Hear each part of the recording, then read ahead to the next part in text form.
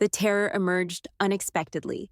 My mother, who had always shown a clear preference for my older brother, attempted to ensnare me in the dead of night to ensure her beloved son wouldn't go hungry. I resisted fiercely, but ultimately, I became their sustenance. Suddenly, I was jolted awake, shaken by the vivid nightmare. Glancing around my familiar bedroom, I instinctively examined my body. My limbs were intact. Quickly, I reached for my phone.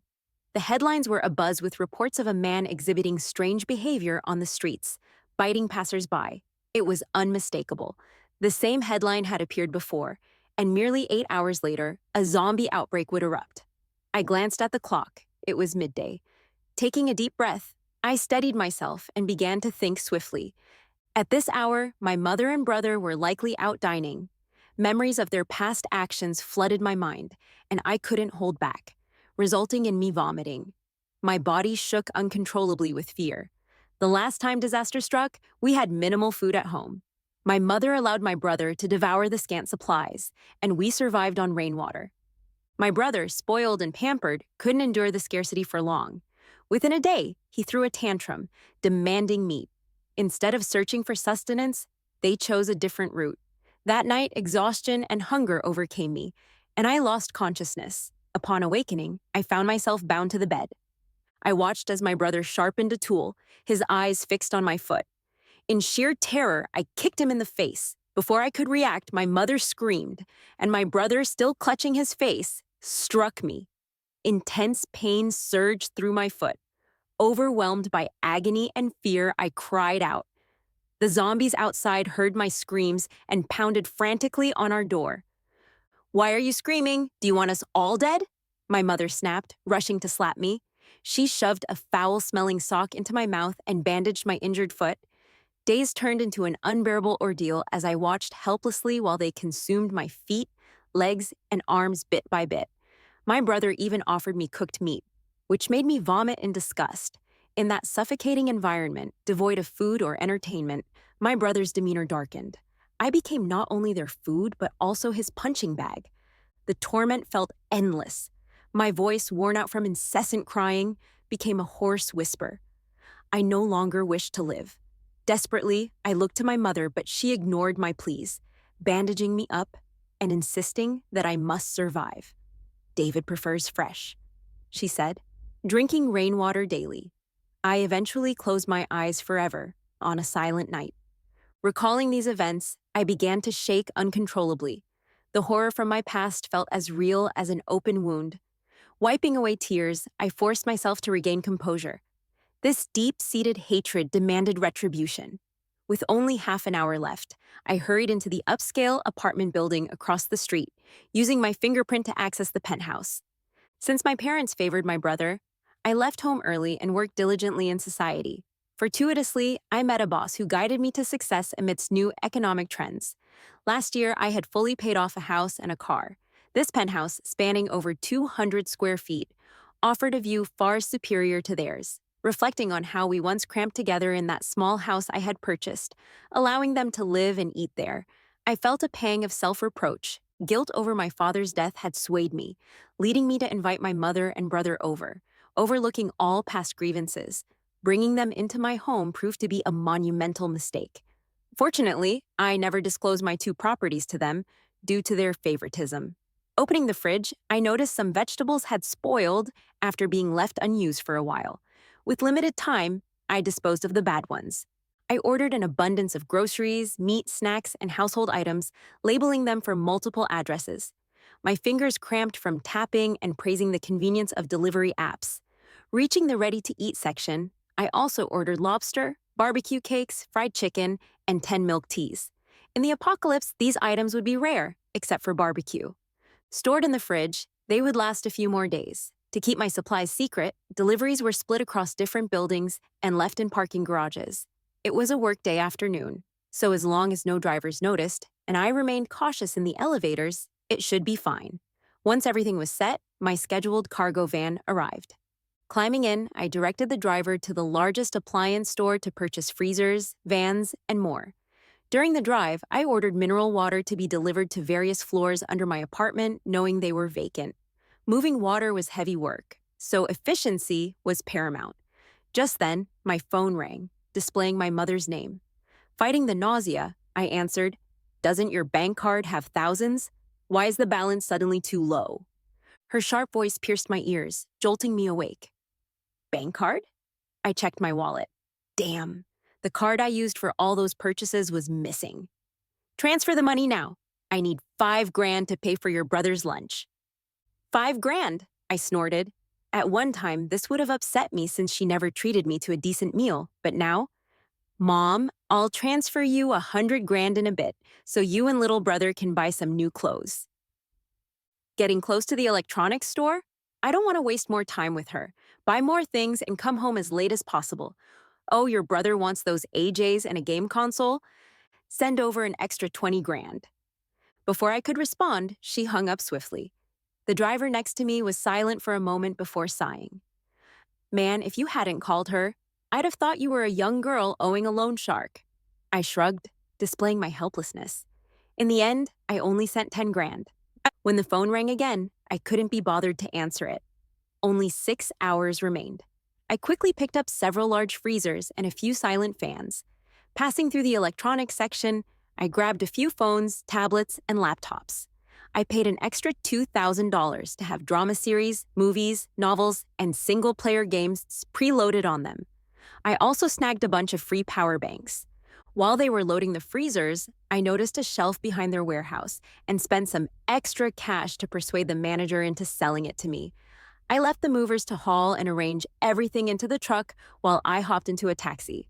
Time was tight, and I couldn't oversee them moving the items anyway. Having already tipped them well, things should be fine. In the cab, I handed the driver $1,000 and instructed him to take the long way around to my place. Whenever we passed a hardware store, I'd buy tools, hammers, sticks, locks, lights, and such. If we went by a pharmacy, I'd stock up on meds and vitamins. At a bookstore, I'd grab a bunch of books and comics. At any convenience store, I'd get some snacks and essentials too. Better safe than sorry. After numerous purchases, the driver couldn't contain his curiosity any longer. "Young lady, what are you up to?" "I'm supporting the disaster area." Once he heard that, he was fired up, speeding up the ride immediately. Every time I hopped out, he'd jump out too to help me carry stuff. With his assistance, I got home much faster than anticipated. I gave him some meds in a toolbox, urging him to head home early today, but he just smiled, waved it off, and gave me a pack of candies meant for his son, asking me to send his regards to the kids in the disaster area.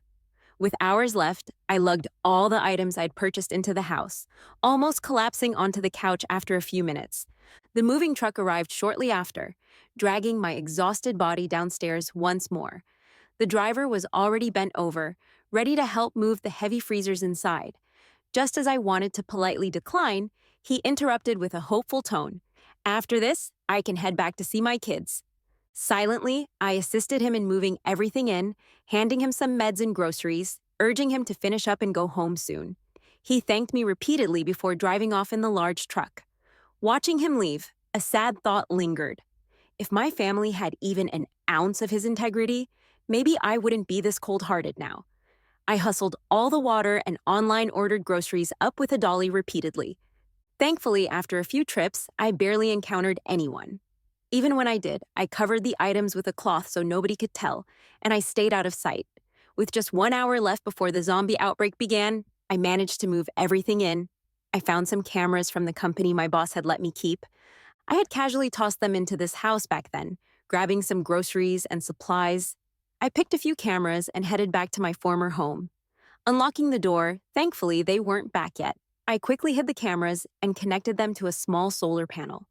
Using double-sided and clear tape, I secured the solar panel onto the air conditioning unit outside.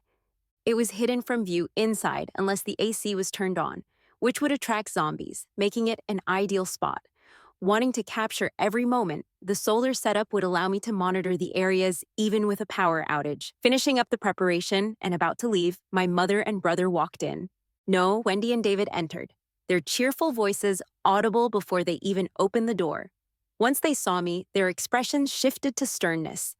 David casually tossed bags with designer logos at me. "Go wash these clean and get me some fruit."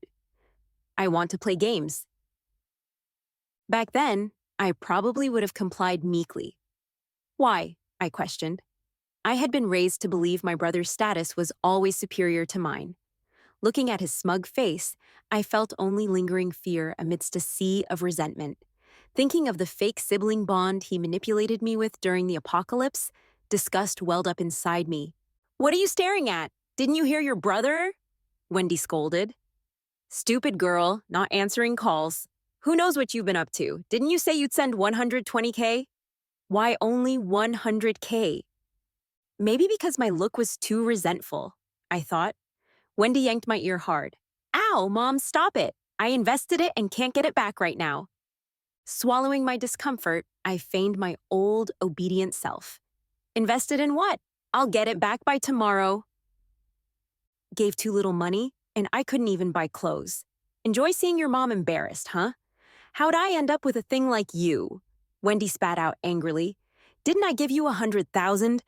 Clutching my ear in pain, she added. Didn't you see all the clothes, shoes, and game consoles your brother got? No money left for mine.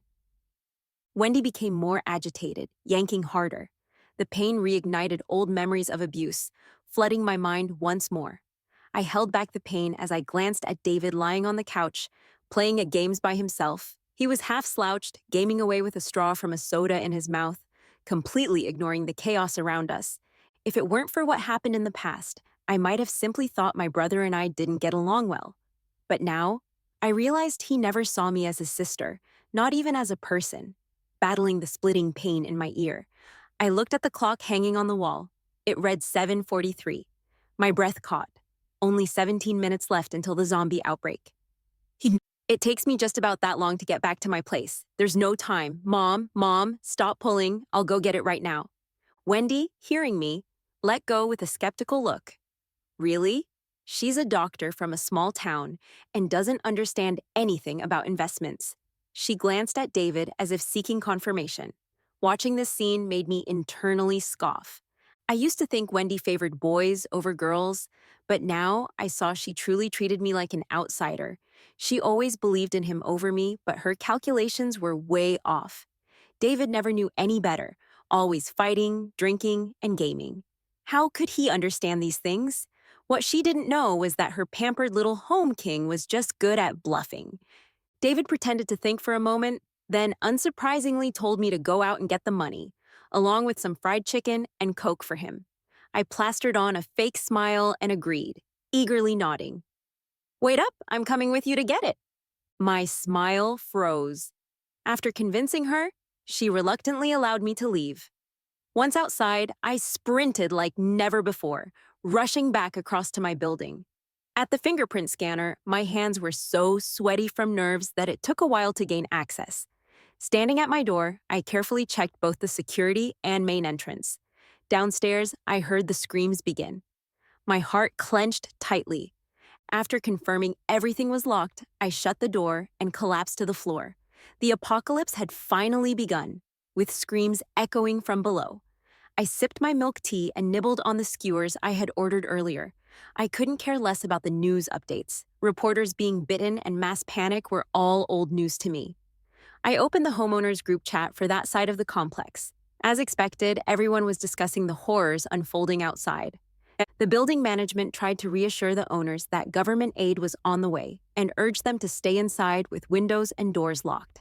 The mixed crowd made the chat chaotic and overwhelming, filled with complaints and fear. Then, suddenly, the influx of messages stopped except for one particular inquiry. Is anyone selling food? It's too dangerous to go out, and I've got nothing to eat at home. In these times, people were still hesitant, not wanting to take risks easily. I saw a familiar profile icon pop up with a reply. I've got veggies, one cabbage for 50,000. I smirked. My silly brother took the bait. What the hell, why don't you just rob us instead? Yeah, we're neighbors. Cut us some slack, will you? Before I left home, I had intentionally stuffed the kitchen full with fresh vegetables and fruits with dewdrops, making it appear overly abundant. Broke idiots can't afford it, then keep quiet. David posted a screenshot in the group, showing a big spender transferring 500,000. Then he uploaded several photos of his stocked-up fridge filled with food and drinks. The chat went silent for a moment. Then, a few wealthy owners eagerly chimed in again. I'll buy it, kid. Count me in. Me too. I'll transfer $200,000. Can I choose what I get? I want in. Sell it all to me at whatever price. I switched to the security feed. High-definition cameras were excellent. I could see them grinning like maniacs all too clearly. We're rich! We're rich, Mom! I could end up the richest person from this. David's eyes were bloodshot with excitement. He had never had this much money in his life before. Wendy patted him proudly, expressing how much smarter he was compared to me, her dumb daughter. Watching them rake in the cash so fully satisfied, I curled my lips. Just as I had thought, these two dimwits never understood the value of food, past life, or this one. Doors were knocked one after another. David let people in to pick their food, boasting about his full fridge the entire time. Each guest looked on with shock and envy, feeding David's arrogance. What are you looking at? Hurry up and scram once you're done choosing. Only 10,000? Take this pathetic cabbage and get lost. They left obediently, taking their goods and bowing their heads, running so fast out of fear that David would take it back. In the group chat, those who got something started to flatter David, hoping for more the next time. But the chat suddenly went eerily silent, with no one replying to the sycophants. Back on the security feed, David's crazed laughter echoed again. Ha ha ha, made $4 million today. Never thought money was so easy to earn. Son, keep it down. You'll attract those nasty things outside. Wendy nervously tugged at her precious son. David sneered at Wendy. What are you afraid of? Zombies got into the building across the street. The doors downstairs here are locked. They can't get in.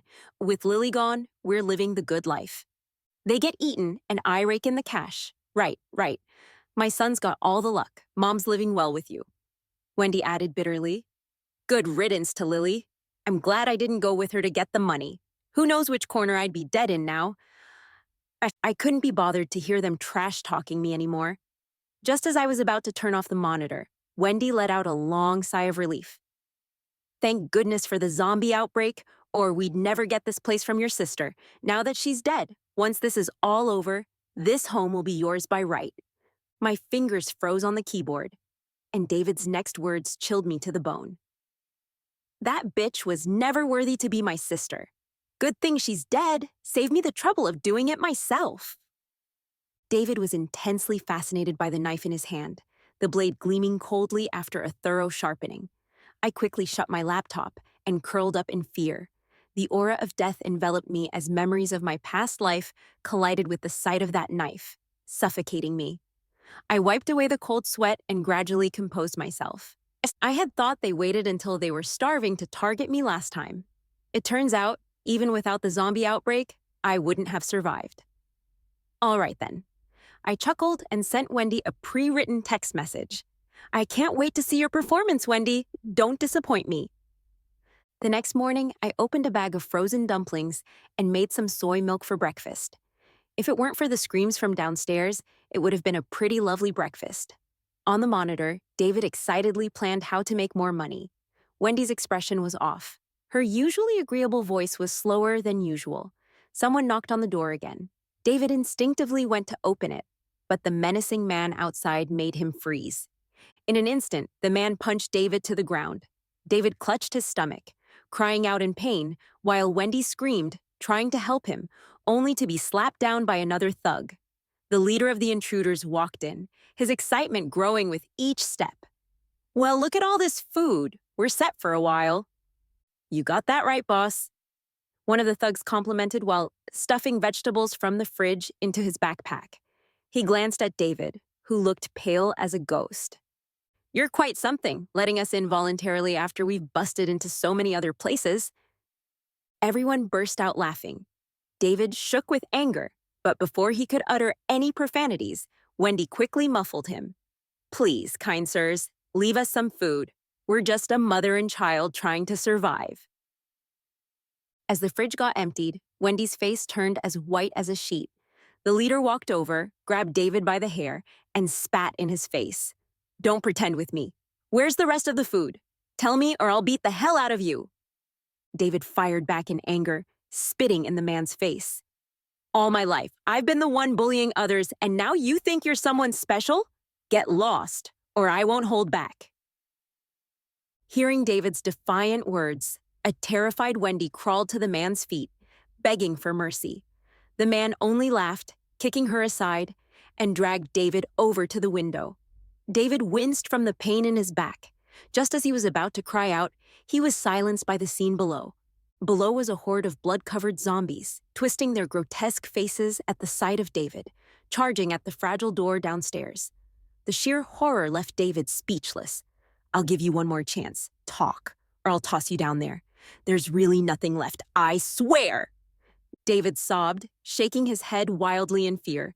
Any defiance from earlier vanished. The man smirked, his hand poised to unlock the window. Then get ready to feed the zombies! Wait a minute. Don't hurt my son. Wendy quickly crawled over to hold her son in her arms. It took her a while to muster the courage to speak. There's some food in the wardrobe.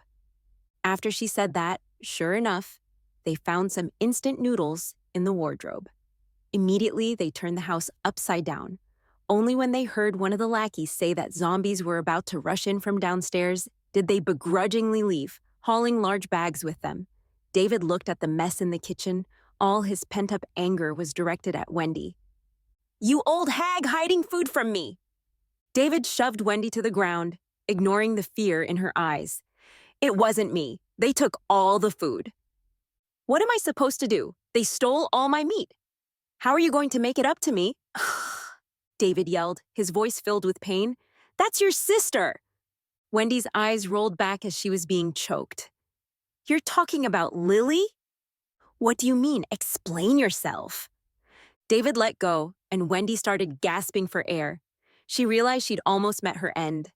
Thinking about that text message, her belief in it both grew and chilled her. Your sister's still alive. As soon as she said that, David got a call. Lily, where did you leave the food in the house? We're out of food and we need something fast. I scoffed. Are you nuts, David? The instant noodles I hid in the wardrobe got stolen. There's no food left in the house. What do you mean? How do you know we got robbed of our noodles? Before he could ramble on, I hung up the phone. Through the monitor, I saw him start another argument with Wendy. Give me your phone. No. Sweat dripped from Wendy's forehead as she tightly clutched the phone. The more she resisted, the more David suspected something was up with Wendy. Why won't you give it to me? Did you tip her off? Wendy shook her head frantically. While they were locked in their argument, there was a knock on the door. They flinched in fear. After some back and forth pushing, Wendy was forced toward the door to peer through the peephole. Open the damn door, bastard. We paid you and now you won't open the door for us. They immediately realized what was happening. The house had just been looted, so what was left? They played dumb, staying completely silent. The person outside seemed to know they were faking and started banging right on the door. The door rattled loudly, and I watched as David's face turned pale with fear. His hands were shaking as he dialed again. Lily, sis, I messed up, okay? I didn't know better before. You must have left some food for the family, right? Save me. There are people outside demanding veggies. Our door is about to break. David looked at the door, which was about to fall off its hinges, while curses flew outside. His voice was desperate and on the verge of tears. Cease, cease. I'm begging you. The door is really about to give in. If they come in and don't get what they want, they'll definitely beat me up. Tart. I pretended to sigh. David, you're my little brother after all. I can't just watch you get beaten to death. The sheer saintly tone almost made me gag. As expected, David was overjoyed. Sis, I knew you were the best. Here's the deal. 1 veggie for 500 grand. Pay up, and I'll tell you where they are. Silence lingered on the line for a moment. Then, 10 seconds later, David exploded. Lily, are you out of your mind? What? Can't afford it? Then stop talking. I acted like I was going to hang up, and David quickly begged, No, no, no. Soon, several transaction notifications pinged my phone, totaling 8 million. Sis, now can you tell me? The door's about to bust open. David looked at the door, which was just an ordinary one, not built for this kind of abuse. Don't worry. I hung up. Worry? No way. I'm not letting you get off that easy. In the surveillance, David was fuming after hearing the call disconnect. Just as he was about to call back to rip into me, he heard screams from outside. Zombies have broken in! Run! The chaos outside was filled with zombie roars and people screaming, plunging everything into a frenzy. Oh my God, thank goodness the zombies broke in. Wendy was drenched in sweat and quickly moved some heavy objects to block the door. David was in shock. Then he started cursing. But the moment he did, the zombies outside were drawn to the sound, frantically pounding on the already weak door. David quickly shut his mouth, but another scream nearby distracted the zombies, drawing them away from his door. Then, my phone buzzed again. David cursed under his breath. Lily, you knew the zombies were coming, didn't you? Give me my money back. Of course I knew. I was watching the door cam, timing it with the zombies' arrival. Sorry, no refunds. If you want it so bad, come out and get it. The place was teeming with zombies. David didn't have the guts to step outside. Otherwise, they wouldn't have tried to rely on me last time. You either give me my money back or tell me where the veggies are. How could I not tell you? I did get a payment after all. The food's in the fire hydrant by the elevator outside. Go ahead and get it. After hearing this, David was so mad he nearly smashed the phone, while I happily hung up. This was merely the beginning. In the following days, the water and power gradually got cut, but David and Wendy didn't stop spewing insults at me through texts. I drank delicious soup cooked in my rice cooker and sighed contentedly. Luckily, I remembered hearing about solar panels being efficient, so I picked some up out of curiosity. Now they're coming in handy. I watched the surveillance, where the two of them sat on the couch burdened with their own worries, not saying a word. David managed to find a stash of snacks under his bed, but he downed them all himself, leaving none for his mom. He had a bit of energy left on the couch, whining about being hungry while Wendy hadn't eaten for days, too weak to speak, hugging her growling stomach. He recalled the message I sent last night, subtly reminding him. There's meat in the fire hydrant. Sure enough, after pacing around with doubt, he suddenly pushed Wendy off the couch. Lily said there's food in the hydrant outside. Why don't you go bring it in? Wendy, in disbelief, stared at him. With one foot practically in the grave, he expected her, the older one, to go out there? What are you looking at? Go get it now. David still acted like the pampered young master of the past. I smirked. The way the two ordered people around sounded exactly the same. Taking advantage of the temporary absence of zombies, David yanked Wendy by the collar towards the door. Wendy caught sight of a nearby lurking zombie and turned pale, desperately clinging to the door. Let go, you stubborn old hag. Do you want your son to starve? My boy, I'm old. I can't outrun zombies. You're sending me to my death, Wendy cried despairingly. David's eyes burned with anger. Zombies, having heard the commotion, twisted their bodies and charged at them. Seeing the menacing zombies barreling towards them, David was frozen in fear, giving Wendy a chance to slip back inside and close the door. Once the door was shut, countless zombies roared outside, fiercely pounding on it. The door, already damaged, was now cracking. It wouldn't last much longer. The two scrambled into the bedroom, locking themselves in. A while later, the sound of something heavy being smashed came from outside. Their door must have been destroyed. Huddled together, trembling in fright, they didn't dare make a sound. The slow and haunting moans of zombies outside hammered at their hearts. For days, they were trapped inside the bedroom, unable to leave. Going to the bathroom meant wrapping it in clothes and leaving it in the corner. A sickening stench hung around the closed room. Wendy, starved and nauseated by the disgusting odor, looked half dead. I activated the bedroom intercom with my computer, watching her. There's food hidden in this room. Wendy suddenly jolted, her previously dull eyes lighting up with life. Where? David, too hungry to notice my surveillance in the room, asked eagerly. All they want now is to survive. I didn't respond directly, just speaking to myself. Do you know where I am now? I'm in a huge apartment in another neighborhood, with enough food to last a lifetime. Hearing this, David got angry again. I was just about to ask, how dare you talk like that? Why don't you hurry up and take us there? I'm starving. Wendy, trembling, fell to her knees, pleading desperately. Oh, daughter, I was wrong.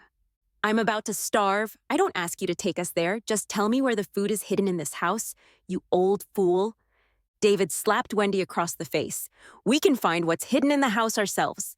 We need her to get us out of this hellhole. Fine, I'll come for you, I said softly, and then hung up. David went crazy, flipping the bedroom, but came up empty-handed. Despair washed over Wendy, and she started to cry. You wretched child! If I had known, I'd have let that guy throw you out of the window back then. David recoiled at the memory of being pushed against the window. What nonsense are you saying? If you hadn't saved me, you'd have no son. Wendy smacked away David's hand, mistrust filling her eyes. Other people have sons for support in old age, but having you is my punishment. David watched Wendy, who seemed on edge, and backed away a bit in fear. Wendy, glaring with her blurred eyes, moved to hit David, but she had no strength left and ended up being pushed to the floor by David. Looking at her precious son, once cherished more than anything, she let out a bitter laugh. Oh, you're such a good son, treating your mom like this. I should have expected it. You even planned on taking out your own father, so I'm getting off easy. Ignoring David's questions, she kept speaking sarcastically. If your sister hadn't texted me a while back, I would have never known. Your dad drove a truck, and just because he told you to study hard and criticized you a little, you put sleeping pills in his drink? You wanted him dead. She couldn't possibly know. David's shocked expression revealed everything. Looking at the defeated Wendy, David's eyes filled with disdain, and he sneered. Don't lecture me. Weren't you happily counting the insurance money when he died? You? Wendy almost choked with rage. He's gone, but I take what's due. We could have lived comfortably forever in the county with that money, unlike these city folks lacking all decency. If you hadn't always told me that my sister's stuff is mine, even the house, I wouldn't have come running here, David shouted, gripping Wendy's neck as she fought back in pain. David's face was scratched by Wendy's nails, and just as he was about to strike her down, a memory flashed in his mind. In it, he saw himself with a knife, attacking a woman tied to a bed, and she clawed at him. His mind went blank, and instinctively his hand reached for the knife in his waistband. He thought he heard his mother's screams echoing in his ears. When he came back to his senses, he saw Wendy's left foot bleeding out. His gleaming knife was lodged in it. David had stuffed her mouth with a sock. She clumsily tried to bandage herself, unable to scream through the pain. I was surprised Wendy wasn't dead yet, but judging by her pale face, it wouldn't be long now. I told them the food was hidden in the ceiling. David found some bread, water, and a basic medical kit. Now David dared not be rough with me. When I told him where the food was, he apologetically asked when I'd come get him. With this food and some antiseptics, Wendy's face looked slightly better. I breathed a sigh of relief. Killing them would be too easy, but that's not the ending I chose for them. Sipping on my freshly brewed coffee, sleep had been rough these days, disturbed by dreams from a past life. Watching them through the surveillance, whenever Wendy and David looked at each other, they trembled, neither daring to speak to me. They had been locked in the bedroom too long. The smell, combined with Wendy's strange gaze, had gotten to David. Yes, he started abusing Wendy, just like he treated me in a past life. But today, instead of beating her, he took out a knife and sliced off her bandaged left foot. Wendy didn't even have a chance to scream before David slapped her down. Sis can only take one person, and that's going to be me. You're just trouble. Once this zombie thing ends, you'd probably drag me to court. You should just die now, David said coldly, before running to the monitor to plead. Sis, Mom can't walk. She broke her leg. If you can only take one, take me. I'm a man. I can help kill. Listening, I couldn't help but laugh out loud. If you could handle zombies, would you have needed to eat off me last life? Or let your old mom fetch food this time while hiding yourself at home? Clearing my throat, I regretfully said, Brother, how could you? After all, she is our mom. Seeing a moment of warmth in Wendy's eyes, I quickly dashed her hopes with cold reality. Feigning sadness, I sighed. Well, you're the only male in the family. If not you, who else, right, Mom? Didn't you teach us this? When I objected long ago, you even hit me. Wendy froze, ignoring the pain in her leg, crying hoarsely. Oh, daughter, I was wrong. Confused then. I beg you, save me your brother. He's heartless. But isn't this your lesson? Back in middle school, when I refused your brother pocket money, he pushed me down the stairs. I was in a cast for months and told you he wasn't decent, but you said he was the only son, and I had to yield. And back then, my acceptance letter got sent home. You said the family couldn't afford 2 kids in school. You sacrificed me, let him go to school. Now you're sacrificing yourself for your brother to survive. Got a problem with that? With each word, Wendy froze a little more. She dragged her leg, crawling slowly to the monitor, her smile looking uglier than crying. Sweetheart, I just felt bad for your young brother, that's all. Oh, then I won't talk about that. Why don't you tell me when my birthday is? Wendy was visibly dumbstruck, her cracked lips opening and closing, but no word came out. Yeah, since we were kids, she only ever cared about her son. Her daughter never even thrown a birthday party. The only time must have been before David was born. But it was so long ago, she didn't really remember the exact day. I snorted, speaking softly again. David, I'll pick you up in a couple of days. David was over the moon. All right, sis. After I hung up the monitor, he turned and struck Wendy, knocking her to the ground. I'm no good. You're not much better. Son, I'm your mom. Wendy's despairing cries didn't stop David. Turning off the monitor, I took a lovely bath with the stored water and cooked a Western-style steak for reopening the camera. I almost threw up. David had chopped off Wendy's left leg, grilling it with the lighter from his room. The scene made me really uncomfortable, but I sort of expected it, so it didn't take long to get over it. With the arrival of zombies and food scarcity this time, Wendy had become the food. Watching him ask Wendy if she wanted some meat, she also vomited a lot. I glanced down at the blood-red steak on my plate, just like Wendy's leg, losing my appetite instantly, and tossed it in the trash. David handled her like he did me in the last life, expertly cutting to prolong her life without ending it too soon. Meanwhile, David kept bugging me about when I'd come to get him. I just told him to wait a little longer. Wendy already looked hollow, eyes vacant, slumped in the corner. But David wasn't soft-hearted, feeding her meat to keep her from starving. She ate and vomited, turning into a walking corpse eventually. 2 more months passed, and David got sick of it. He cried and begged me for more food. I told him there were tons of snacks and steaks by the fire hydrant outside, and he could use the lighter to cook the meat. By now, David totally believed everything I said. After a few days of gathering courage, he secretly opened the long-sealed bedroom door. The front door had been destroyed, and the zombies seemed to have left, not finding anyone around. David gasped, slipping outside and rushing to the elevator, grabbing a big black-wrapped bag from the fire hydrant. Clutching the heavy bundle, he excitedly walked back, only to find zombies at the doorway. The zombies' eyes lit up at the sight of a human, sprinting fast toward him.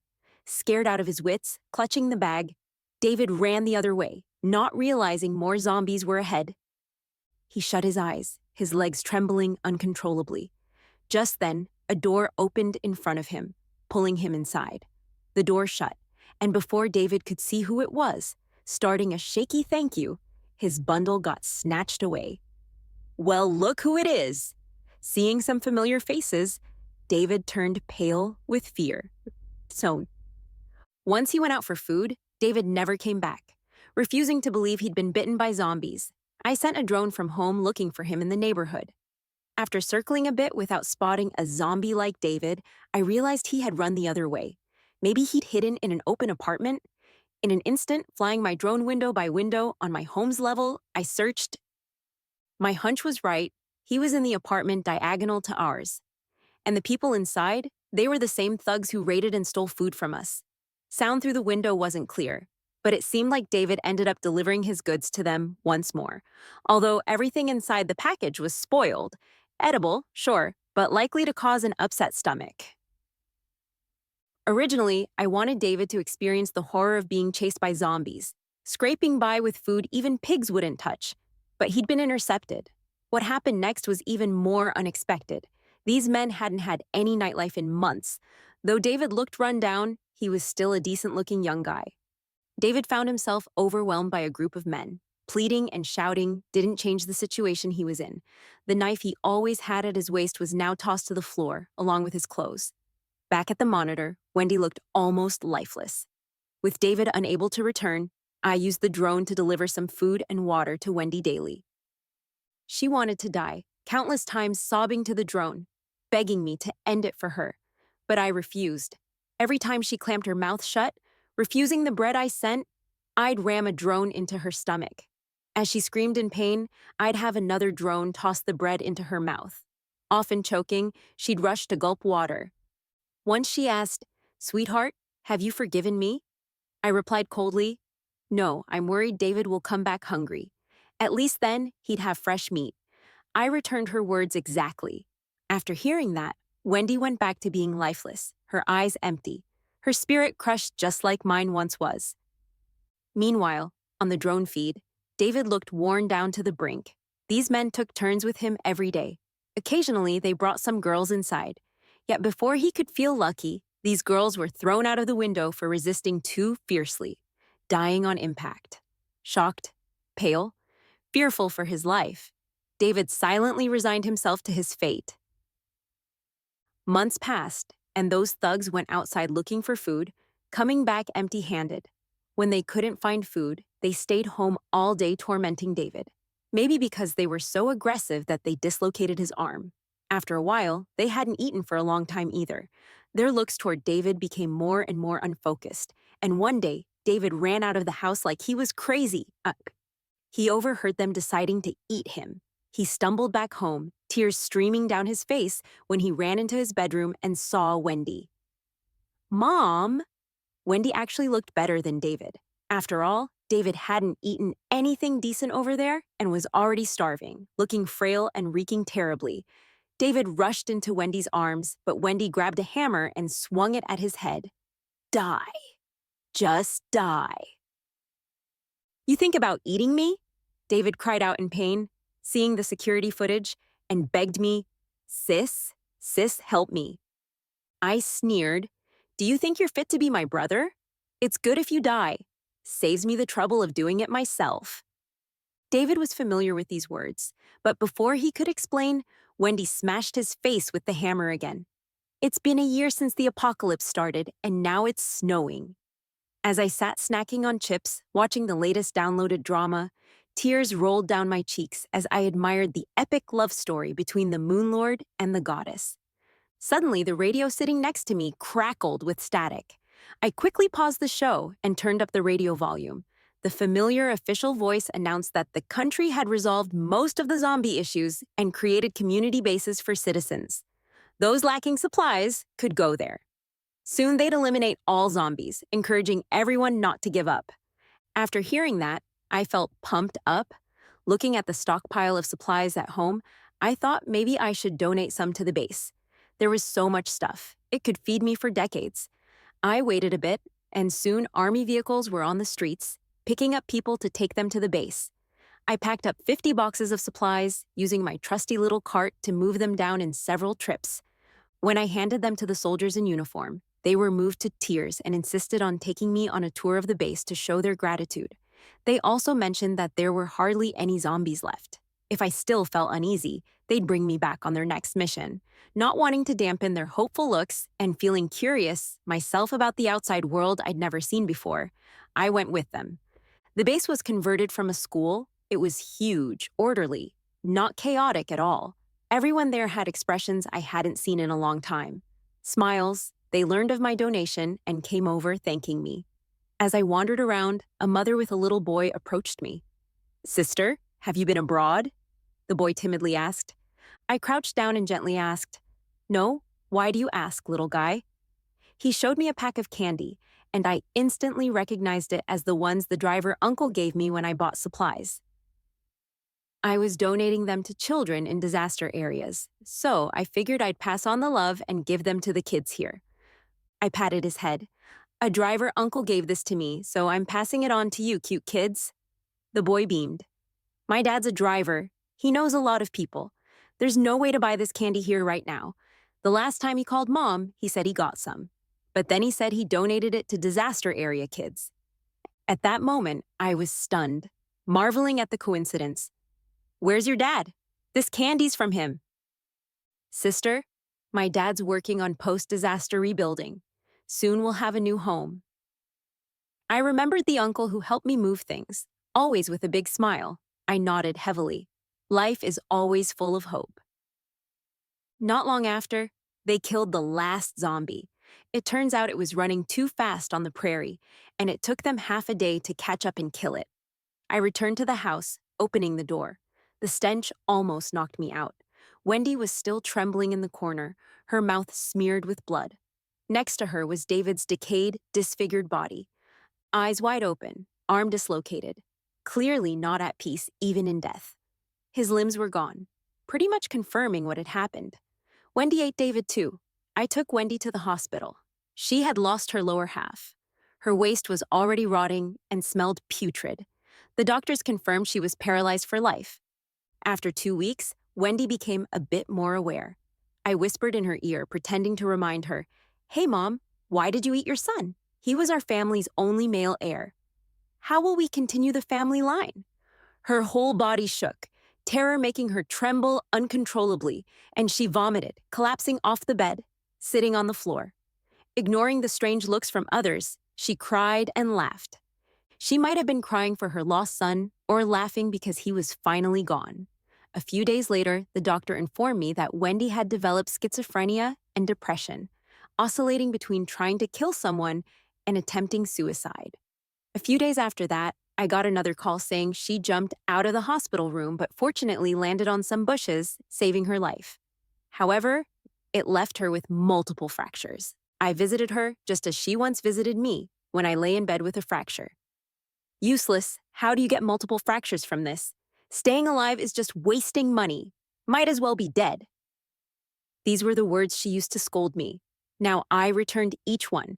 I stood there healthy, while she could only remain on the bed, paralyzed for life, never able to leave. After countless years, when I forgot about her, and she was left unattended with paralysis, would she end up dying on a silent night just like I once did? After leaving the hospital, I went to the police station and changed my name. From then on, Lily no longer existed in this world, and I hoped to live happily forever. Of course, I knew I'd live happily, especially since I still had $8 million in my account,